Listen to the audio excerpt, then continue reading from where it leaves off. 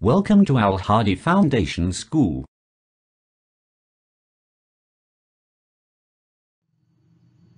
Bismillahirrahmanirrahim. Assalamu alaikum dear students.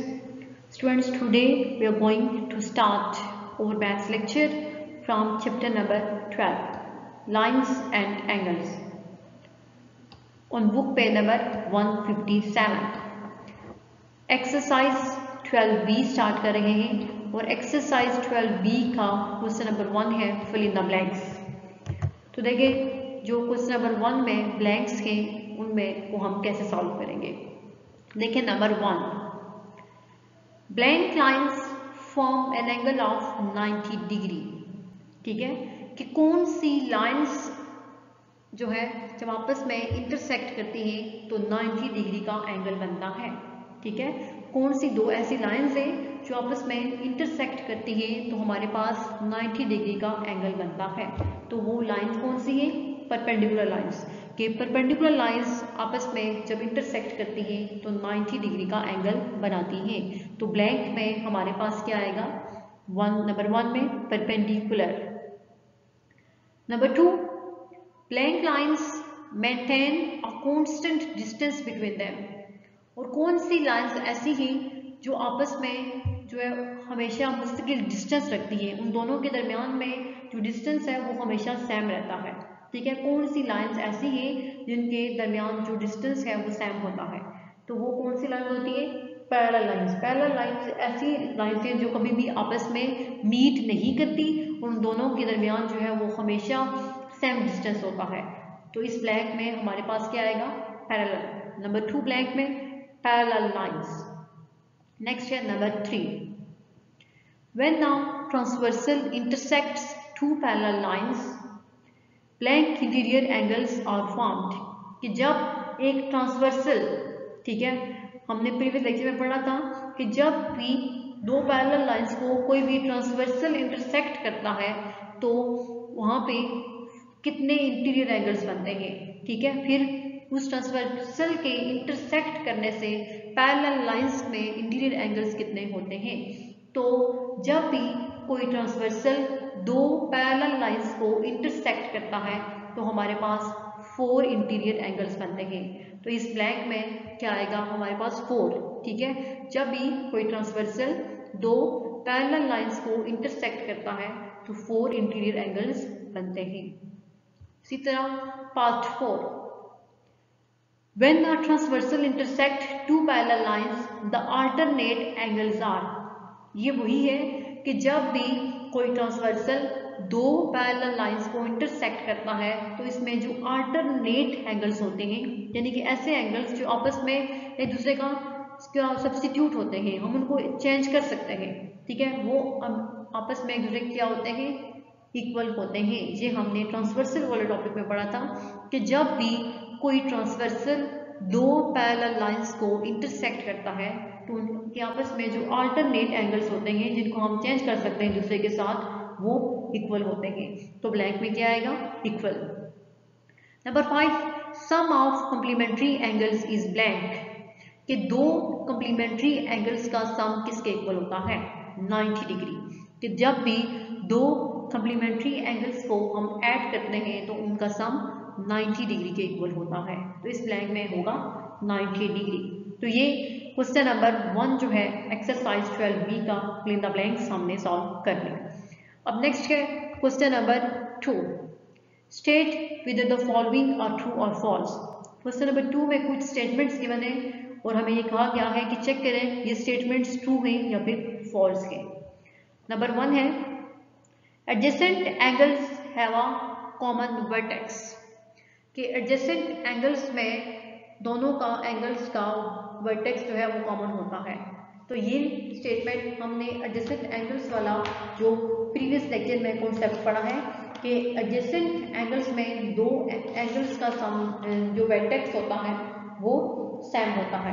तो ये by mistake लिखा हुआ है फॉल्स, ये आपकी स्टेटमेंट ट्रू है क्योंकि एडजेसेंट एंगल्स में दो एंगल्स का वर्टेक्स कॉमन होता है। ये स्टेटमेंट ट्रू है, बाय मिस्टेक यहाँ पे फॉल्स लिखा हुआ है।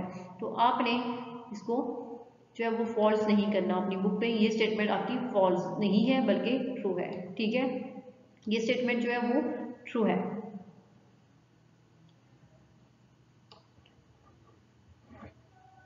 अब नेक्स्ट है नंबर 2। नंबर 2 है supplementary angles add up to 60 degree, कि जो दो सप्लीमेंट्री एंगल्स होते हैं उन दोनों का सम 60 डिग्री के इक्वल होता है। तो ये स्टेटमेंट जो है वो फॉल्स है, क्योंकि जो भी दो सप्लीमेंट्री एंगल्स होते हैं उन दोनों का सम 60 डिग्री के इक्वल नहीं होता, बल्कि 180 डिग्री के इक्वल होता है। क्योंकि सप्लीमेंट्री एंगल्स एक स्ट्रेट लाइन बनाते हैं, तो स्ट्रेट लाइन पे जो एंगल है वो 180 डिग्री है, इसलिए सप्लीमेंट्री एंगल्स को ऐड करने से हमारे पास उनका सम 180 डिग्री के इक्वल आता है। तो ये स्टेटमेंट फॉल्स है। ठीक है।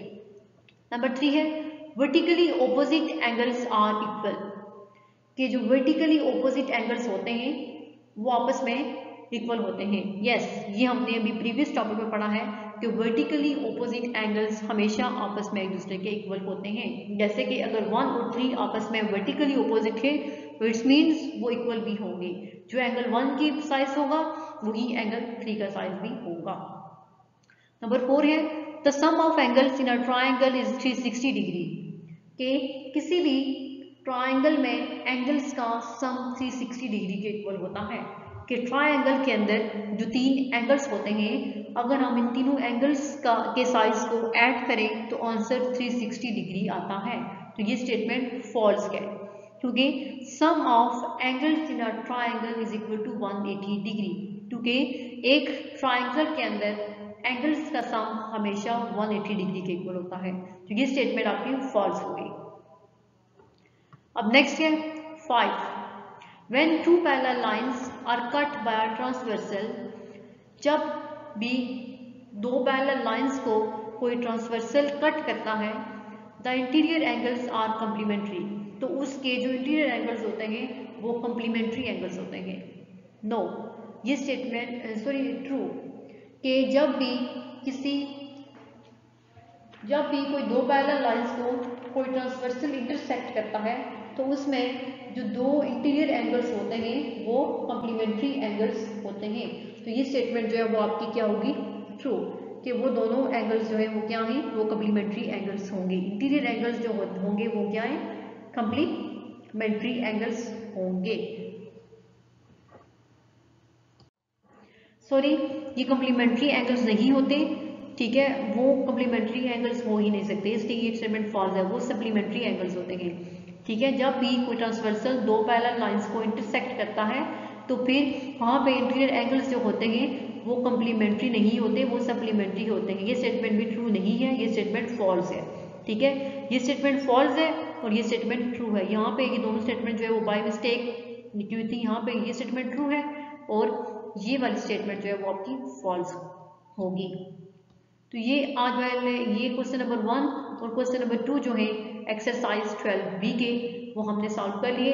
अब नेक्स्ट एक क्वेश्चन नंबर 3 भी लिखा हुआ है इसी क्वेश्चन नंबर 2 के नीचे।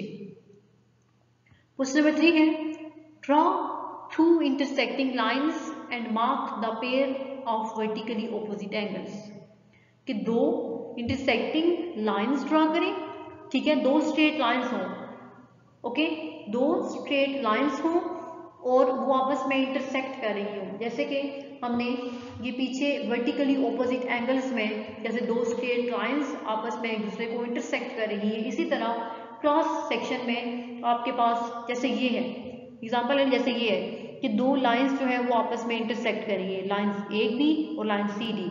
तो इसी तरह दो स्ट्रेट लाइंस आपस में इंटरसेक्ट कर रही हो तो उसमें जो वर्टिकली ऑपोजिट एंगल्स हैं उनके पेयर को बताना है कि कौन कौन से एंगल्स जो है वो आपस में वर्टिकली ऑपोजिट होंगे। तो उसी तरह जब उनको आप नंबरिंग करेंगे तो एंगल 1 एंड एंगल 3 और वर्टिकली ऑपोजिट एंड एंगल 2 और एंगल 4 और वर्टिकली ऑपोजिट, ठीक है। तो ये जो क्वेश्चन नंबर 3 है ये आपने अपनी नोटबुक पे सॉल्व करना है। कैसे? कि आपने क्रॉस सेक्शन में दो जो है वो स्ट्रेट लाइंस लगानी है, कि ऐसे लगानी है कि आपके पास ये ऐसे वाली शेप बन जाए, क्रॉस बन जाए। इस क्रॉस के बाद जैसे यहाँ पे एंगल्स को जो है वो मार्क किया गया है, ऐसे ही एंगल को मार्क करके बताना है कि कौन से एंगल्स जो है वो वर्टिकली ऑपोजिट एंगल्स है। तो वर्टिकली ऑपोजिट एंगल्स होते हैं 1 और 3 आपस में होंगे, 2 और 4 आपस में वर्टिकली ऑपोजिट होंगे। तो ये क्वेश्चन नंबर 3 नोटबुक पे सॉल्व करना होगा। क्वेश्चन नंबर 1 और क्वेश्चन नंबर 2 आपने इस वीडियो को देख के बुक पे सॉल्व करना है, और क्वेश्चन नंबर 3 जो है वो नोटबुक पे सॉल्व करने के जस्ट उसमें आपने वर्टिकली ऑपोजिट एंगल्स बताने हैं। नेक्स्ट लेक्चर में इंशाल्लाह हम एक्सरसाइज 12B के क्वेश्चन नंबर 4 और क्वेश्चन नंबर 5 सॉल्व करेंगे एंड MCQs। Allah Hafiz.